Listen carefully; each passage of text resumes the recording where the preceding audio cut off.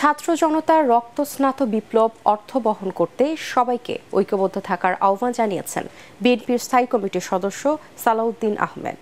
ভারতে 9 বছরের নির্বাসিত জীবন শেষে দেশে ফিরে তিনি কথা জানান। দুপুরে তাকে স্বাগত জানাতে বিমানবন্দরে ছিল কয়েক হাজার নেতাকর্মীর ভিড়। দেশে নেমে প্রথমে শহীদ রাষ্ট্রপতি জিয়াউর রহমানের মাজার জিয়ারত করেন সালাউদ্দিন আহমেদ। তরিক ইসলামের রিপোর্ট।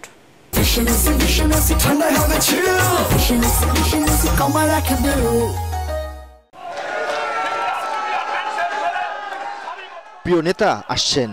দীর্ঘকাল পর প্রিয় নেতাকে এক পলক দেখতে সকাল থেকেই বিমানবন্দরে ভিড় জমান নেতাকর্মীরা। স্লোগানে স্লোগানে মুখরিত হয় বিমানবন্দর এলাকা। প্রত্যেকটা নেতাকর্মী বাংলাদেশ জাতীয়তাবাদী দলের আদর্শ বিশ্বাসী শহীদ যে সৈনিক এখানে সমবেত হয়েছে, তাকে স্বাগত জানানোর জন্য। আমাদের নেতা আসাতে আমরা অত্যন্ত খুশি, আনন্দিত মনে হয় আমরা আজকে একটা নতুন ঈদ পাইছি। বিমানযোগে দিল্লি থেকে ঢাকা শাহজালাল আন্তর্জাতিক বিমানবন্দরে পৌঁছান বিএনপির স্থায়ী কমিটির সদস্য ও সাবেক প্রতিমন্ত্রী সালাউদ্দিন আহমেদ।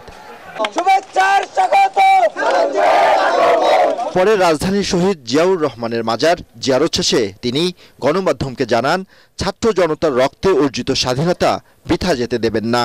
সর্বস্তরের ছাত্র জনতাকে অভিনন্দন জানাই, যারা বুকের তাজা রক্ত দিয়ে বাংলাদেশের দ্বিতীয়বার স্বাধীনতা এনেছে, প্রকৃত স্বাধীনতা এনেছে এবং একটি বিজয় দিবস, নতুন বিজয় দিবস আমাদের উপহার দিয়েছে।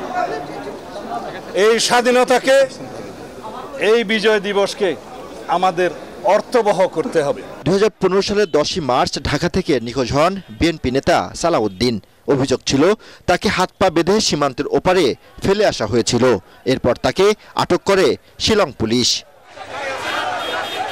তরিক ইসলাম, এটিএন বাংলা, ঢাকা।